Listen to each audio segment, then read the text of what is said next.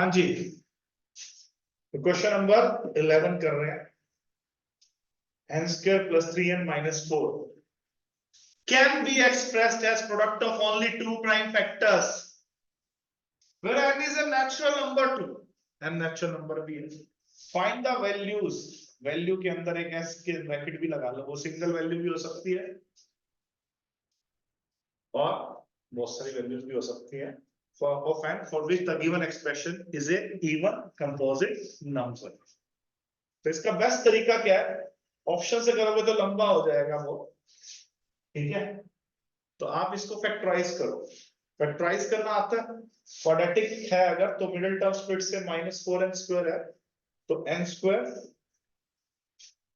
Plus 4n minus n minus 4, n common तो n plus 4, minus 1 common तो n plus 4, n plus 4 पूरे में से कॉमन तो n माइनस 1।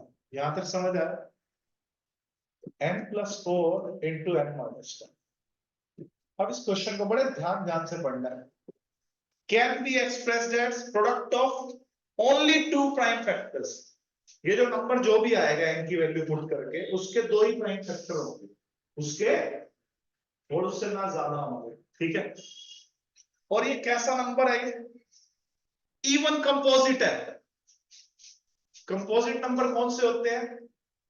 जिसके दो से ज्यादा फैक्टर होते हैं, ठीक है? कंपोजिट नंबर कौन से होते हैं? जिसके दो से ज्यादा फैक्टर होते हैं, ठीक है? अब इवन कंपोजिट का मतलब one of the factor must be 2। Even composite का मतलब one of the factor must be 2। ये बात समझ आई है नहीं आई? तो one of the factor must be 2 का मतलब अगर मैं n-1 की वैल्यू 2 के इक्वल रख के देखूं तो n3 आ गया। एक तो n की 3 पॉसिबल है वैल्यू, अभी मैं प्रूव करके दिखाऊंगा आपको। और एक बच्चा कहता है नहीं नहीं सर, आप n प्लस 4 को भी तो 2 के इक्वल रख के देखो, लेकिन उससे n की वैल्यू क्या आएगी? -2।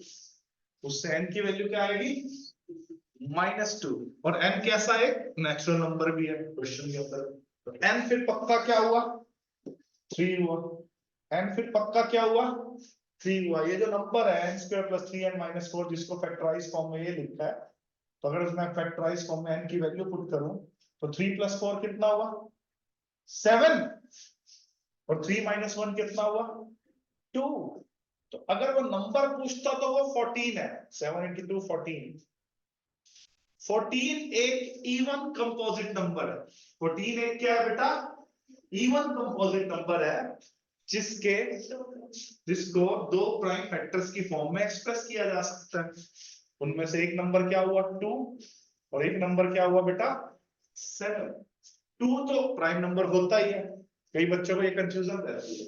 2 is the only even prime number of this world. इस दुनिया का एक ही इकलौता इवन प्राइम नंबर 2 है।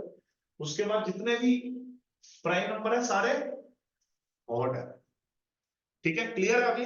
तो इसका आंसर क्या मार्क करके आएंगे? फाइंड द वैल्यू या वैल्यूज। तो a की वैल्यू है वो क्या है? 3 है, ठीक है? कितने बच्चों को ये बात समझ आई अच्छे से?